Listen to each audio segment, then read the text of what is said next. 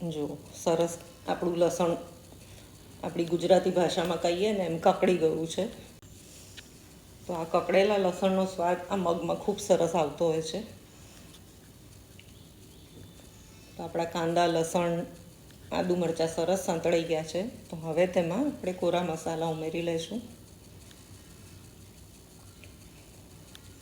તેમાં અડધી ચમચી હળદર ઉમેરી છે, 1 ચમચી કાશ્મીરી લાલ મરચું ઉમેર્યું છે અને 1 ચમચી ધાણા જીરું ઉમેર્યું છે. તમે તીખાશ તમારા સ્વાદ મુજબ ઓછી વધતી કરી શકો છો અને બાળકોને પીરસતા હોય તો લીલું મરચું સ્કીપ કરી દેજો. હવે આ બધા કોરા મસાલા આપણા બળે નહીં અને વાનગીનો રંગ સરસ જળવાઈ રહે તેને માટે થોડુંક પાણી ઉમેરી લઈશું.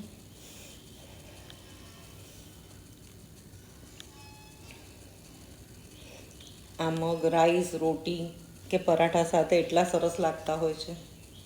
મારા ઘરમાં તો મગ સૌને બહુ જ ભાવે છે, તો અલગ અલગ રીતે હું મગ બનાવું છું. મારા ઘરે સાંજે લગભગ કઠોળ જ બને છે. સાઉથ ગુજરાતી છીએ તો નો ડાઉટ કઠોળ અમને સૌથી વધારે પ્રિય છે જુવારના રોટલા સાથે.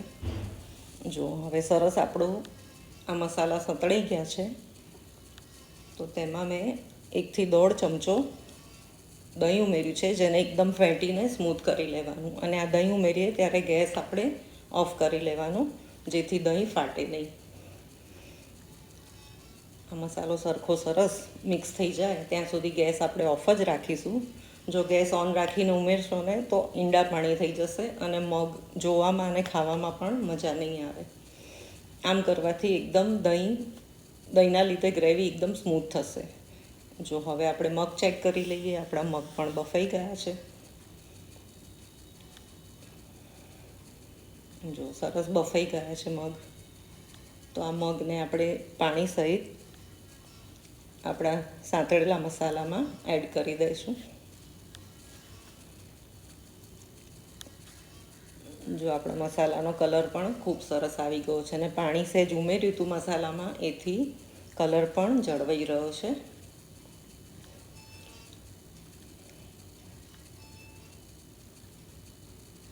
લીલા મગ ખાવામાં પણ ઘણા હેલ્ધી હોય છે અને સાંજે બનાવો ને તો પચવામાં પણ ઇઝી રહે છે. ઘરમાં વડીલો હોય તો આ વાનગી જરૂર બનાવજો, તેમને માટે ઘણા જ ગુણકારી રહેશે.